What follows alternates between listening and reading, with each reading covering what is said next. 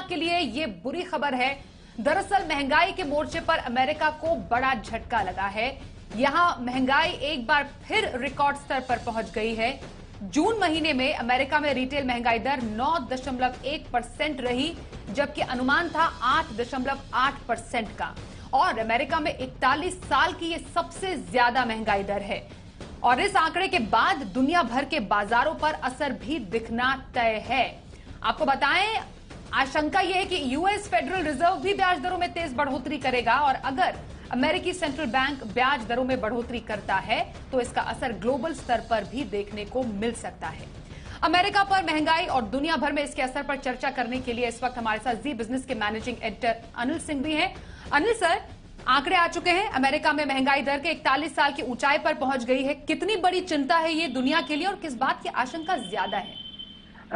देखिए स्वाति, चिंता की बात तो डेफिनेटली है। और जहां एक बार अंदाजा लगा रहे थे कि 8.8% के आसपास महंगाई दर आएगी, उसके सामने 9% के ऊपर निकलकर आंकड़ा आना वाकई में बड़ी चिंता की बात है। और स्पेशली तब जबकि पिछले कुछ समय में कमोडिटीज के दाम थोड़े से कंट्रोल में आते हुए दिखे हैं, थोड़े नीचे आते हुए दिखे हैं, अमेरिका में ब्याज दरें भी बढ़ी हैं, उसके बावजूद किसी तरह से महंगाई काबू में आती नहीं दिख रही और 41 साल के हाईएस्ट लेवल के आंकड़े आए हैं।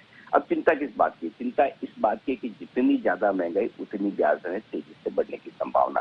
27 जुलाई को फेड की अगली मीटिंग है, उस पॉलिसी है, उसमें ब्याज दरें बढ़ानी। अब तक ये अंदाजा था कि 0.5% तो बढ़ेगी, इस पर आम राय थी।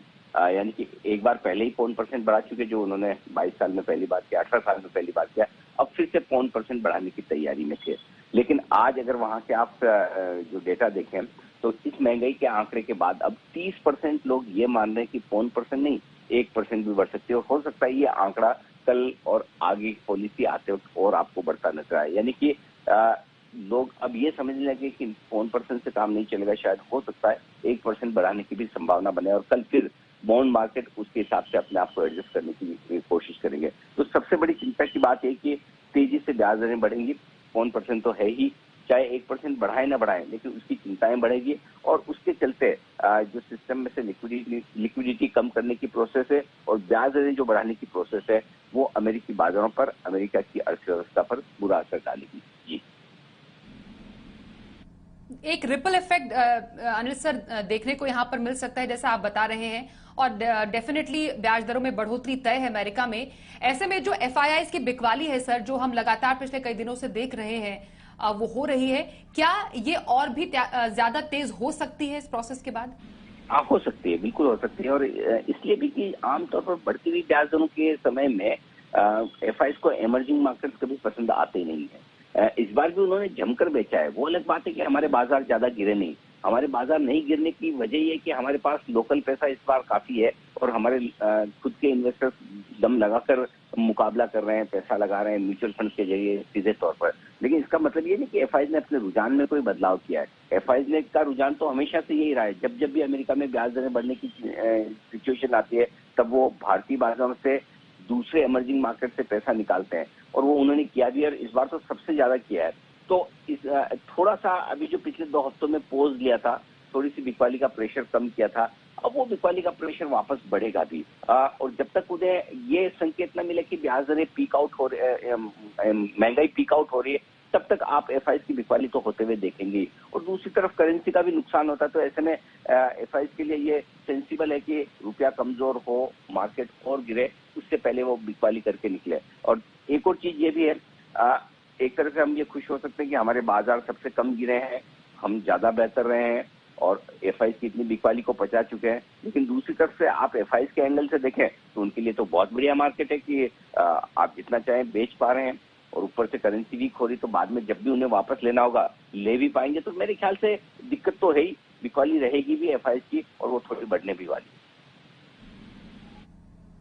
सर, अब महंगाई को आप कब तक काबू में आते देख रहे हैं? क्योंकि जो ऑलरेडी जियोपॉलिटिकल टेंशन है, रूस और यूक्रेन के जंग से जो हालात बने हैं, उससे वैसे भी ग्लोबल हालात बहुत ज्यादा पेचीदा हो चुके हैं।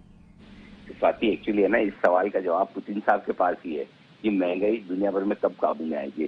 क्योंकि जब तक रशिया और यूक्रेन के बीच में जो मामला चल रहा है ये पूरी तरह से खत्म नहीं होता, तब तक आप पक्के तौर पर कह ही नहीं पाएंगे कि महंगाई काबू में आ जाएगी। उसकी 2 बड़ी वजह, एक पूरी तरफ से सप्लाई डिस्ट्रप्शन है दूसरी तरफ बढ़ती हुई एनर्जी प्राइसेस, जिसमें आप पेट्रोल, डीजल और क्रूड और साथ ही साथ आप गैस के दाम देख लें। अब उसके ऊपर से पुतिन साहब धमका रहे हैं कि मैं गैस की सप्लाई बंद करने वाला हूँ, यूरोप के लिए कम करने वाला हूँ। तो जैसे जैसे सप्लाई कम करने की कोशिश करेंगे वैसे वैसे आप देखिए कि महंगाई और बढ़नी है। दूसरी बात यह है कि अब ये युद्ध जो चल रहा है उसके चलते गल्फ कंट्रीज को फायदा है, उनका कच्चा तेल महंगा बिक रहा है तो उन्हें कोई चिंता है नहीं। चाइना फायदे में है, नुकसान में है तो सबसे ज्यादा यूरोप और उसके बाद कुछ हद तक अमेरिका।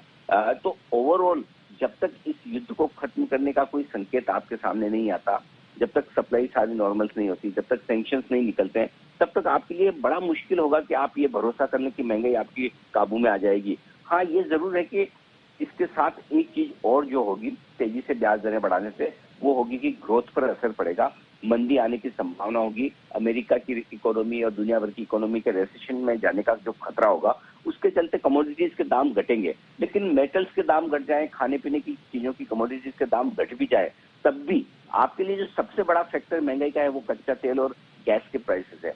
वो तभी घटेंगे जब रशिया और यूक्रेन के बीच में किसी तरह का समझौता हो और वो सप्लाई वापस नॉर्मल होती दिखे, और उसके लिए हमारे और आपके पास जवाब है नहीं।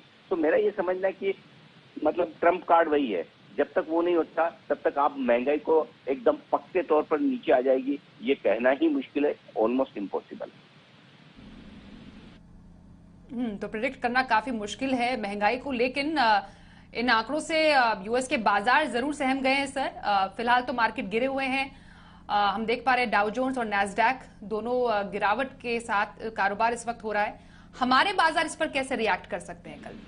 देखिए, हमें तो स्वाति आज भी डर था कि महंगाई के आंकड़े है ना, जितने अनुमान उससे ज्यादा आ सकते हैं। कुछ हद तक हम कल भी कमजोर हुए, कुछ आज भी कमजोर हुए। तो अमेरिका में आज कमजोरी वाला सेशन हो सकता है, ये डर तो हमें था ही। और ये सब कुछ तब हुआ जब हमारे बाजारों के बंद होने के वक्त अमेरिकी फ्यूचर खरे निशान में थे। उसके बावजूद भारतीय बाजारों ने आज कोई खास कॉन्फिडेंस दिखाया नहीं। लेकिन अब चूंकि अमेरिका में गिरावट हो रही है, हल्की फुल्की है, हल्की फुल्की में आप कहेंगे कि 400 पॉइंट में आपको हल्का फुल्का लग रहा है। ऑनेस्टली जो लेवल की महंगाई आई उससे 400 पॉइंट बहुत कम गिरे, राइट।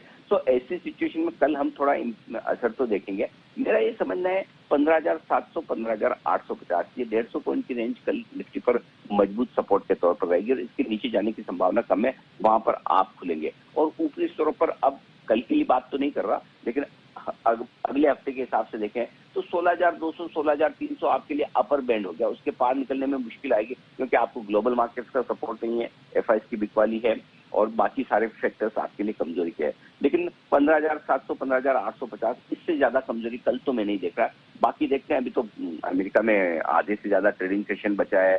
सुबह डाउ फ्यूचर्स पता नहीं क्या करते हैं। और अमेरिकी बाजारों का भाई मामला ऐसा ना कि हर एक चीज पर कभी अच्छा और कभी बुरा सोच लें। तो फिलहाल तो जो फेड जो कुछ भी एक्शन हुआ है, इन्फ्लेशन का जो कुछ डेटा है, उसके हिसाब से कमजोरी होना तय है। लेकिन बहुत ज्यादा खराब होंगे इसकी संभावना भी मुझे नहीं लग रही। तो हम खुलेंगे लगभग आधा से 1% कमजोरी के साथ और उसके बाद संभलने की कोशिश करेंगे। जी।